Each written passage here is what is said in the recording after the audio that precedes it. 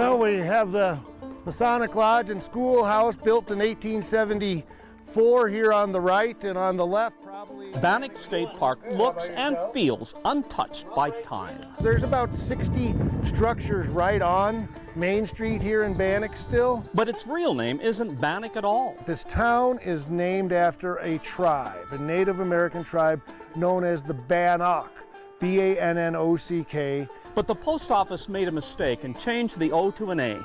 It began as the most lawless gold camp in the country, but it would evolve into a family mining town that lasted 100 years. People living here that cared about the place in the 1950s, 60s, 70s, and there's going to be people trying to make it here, always trying to make it. Gold was discovered here in what was then Idaho Territory. Within a year, there's 3,000 people in this little community. The territory included Idaho, Montana, and part of Wyoming. So massive, there was no law and order, no functional law and order. Remnants of the Wild West are everywhere. Coming to Skinner Saloon. This was supposedly the headquarters of the infamous sheriff, Henry Plummer, who was elected sheriff in this town and was hanged from his own gallows in Bannack, Montana. There's dispute as to whether true images of Henry Plummer exist, but this is one artist's drawing. Plummer had killed a man in Bannack and was tried and acquitted, but the town thought he'd be the ideal man to fight lawlessness. Road agents were robbing gold shipments. Folks traveling between here in Virginia City or here in Salt Lake City. That's what happens in saloons. You learn who's traveling with the gold. In the fall of 1863, as many as 100 travelers were said to have been robbed and murdered. Vigilantes organized at Alder Gulch, Virginia City, Nevada City. With their symbol, the mythological 3777, as a calling card, the Vigilantes took it upon themselves to become judge, jury, and executioner. They're going to hang somewhere in the neighborhood of 25 men in 6 weeks. It was a reign of terror. At least one of the men hanged was innocent. This was a very determined group of people. The twist in the story is informants identified Henry Plummer himself as the road agent's mastermind. 1864, he would be executed by vigilantes here.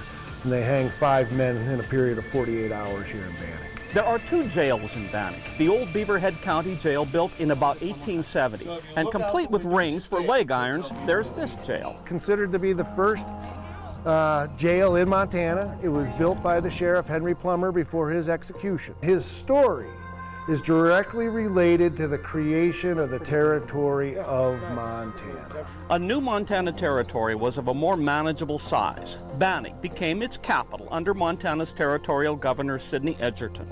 A year later, the capital was moved to Virginia City, but Bannack's reputation has endured. Bannack was the heart of the Wild West for its brief moment of time. But Bannack was more than the Wild West. It was also home to honest, hard-working people.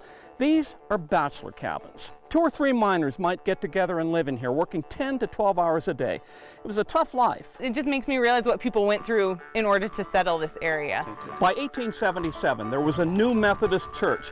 Bannack was transitioning into a full-fledged town. From the gold rush to industrial gold mining, more stability, more women, more children coming into the community. By the 1880s and 90s, the school had as many as 40 or 50 students. This is a K-8 school. There was never a high school here. Class sizes would dwindle after that, but there were always kids to teach. Last class actually went to school in Bannack in 1950.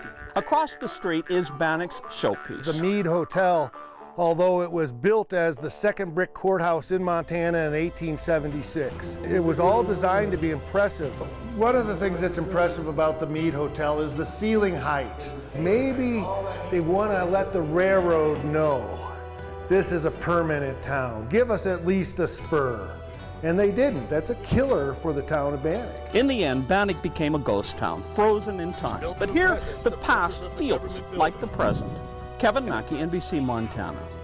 Try it out. Now. They're not ready to be